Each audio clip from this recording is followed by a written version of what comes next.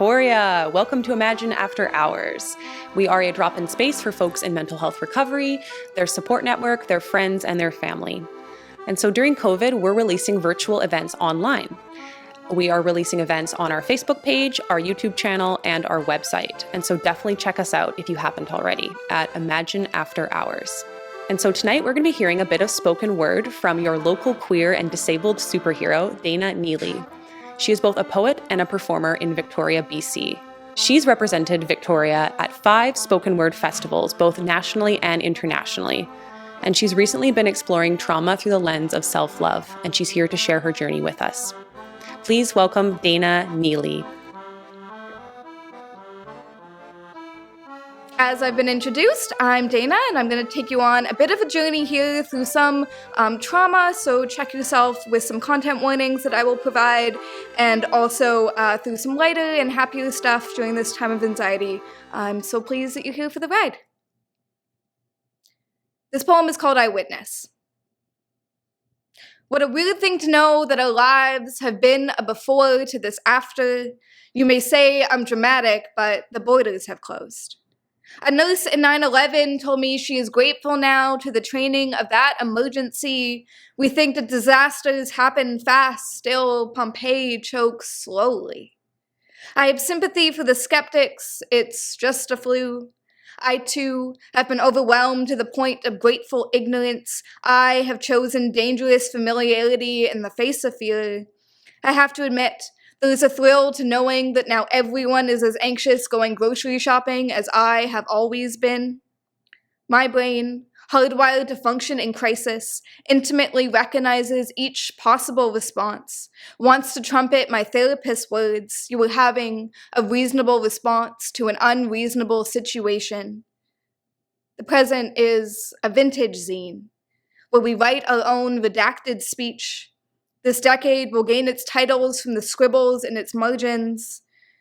I want to give my children more names than is reasonable to say aloud, so they can choose which sounds define what safety feels like.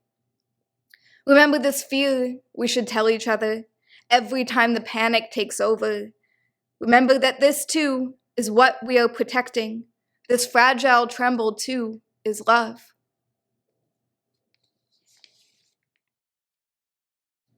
And this is a poem for one of my best friends, platonic love poem, if you will. When I say we have always been here, I mean your hands on my back are familiar, are my hands.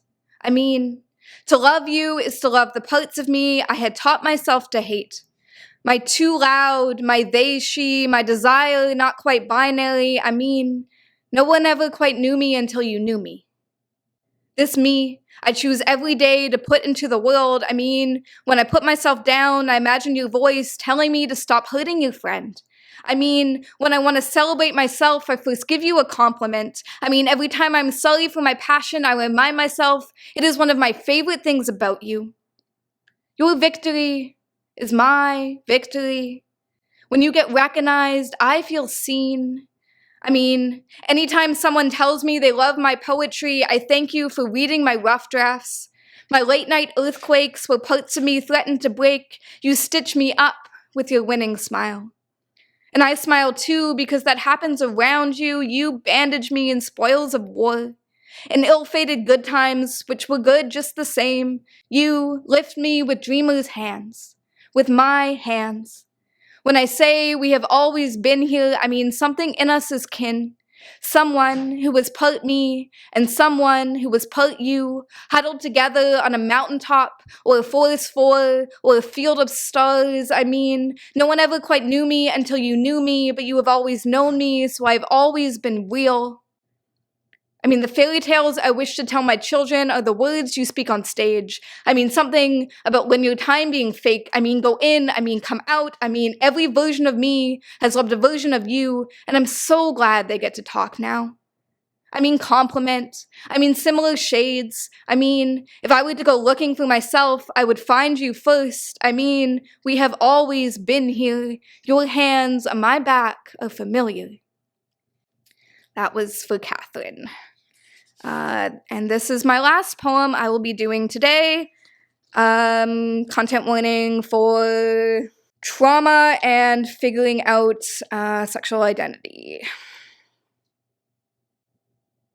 When I was young, I was shadow, lurking in subtext and family stories, the backs of picture frames. I slid out of the closet in pieces, dissected, stitched bit by bit into another body, this tired body that limps its way again and again into visibility, into the light of photographs, into that space in the mirror.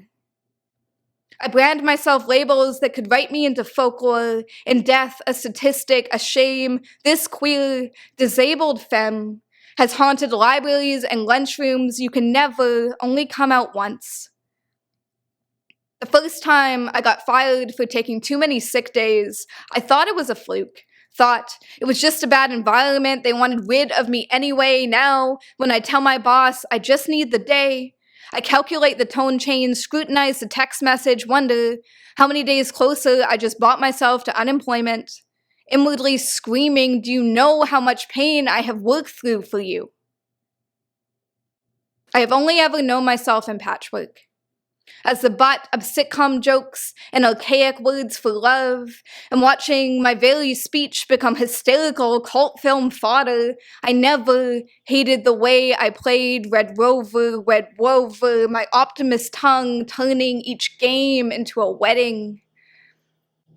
I have also gotten fired for loving too many people at once, called dirty for mentioning my girlfriend. Now my coworkers wonder why I kept my partners hidden from them for so long. Don't you trust us, they cry, like my attitude was the problem the whole time. I recognize myself only in the retelling, retranslating the origin, bringing my blurred edges back into focus, like throwing open those closet doors to find the shed bones of my smaller self that I cannot reattach to my body. But yes, you are a part of me. Yes, you have a name.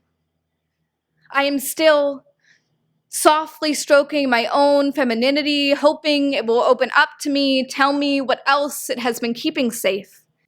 She asks me my pronouns, and I stumble. I say they like maybe, she like life raft. It kept me afloat for so long. Vampires, zombies, ghosts. We make monsters out of those who didn't die when we expected them to. Villain, just another word for survivor. Don't call us dead because we live differently than you. Children's eyes are not developed to see well in the dark. So much of me was shadow where there should have been spark. But now, down in that dirt, I cultivate mushrooms. Don't call us dead because we live differently than you. Thank you so much, everybody. Woo!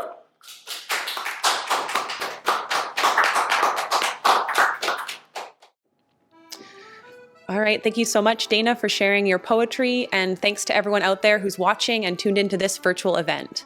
And so if you loved what you saw, you can catch more of Dana at the virtual open mic nights from the Tongues of Fire. They happen 3 Wednesdays every month. And you can also tune into the New 20s, which is an online climate magazine. Dana submits her work there, and she is their local alarmist in residence. So thanks again, everyone, for watching, and we'll see you again soon.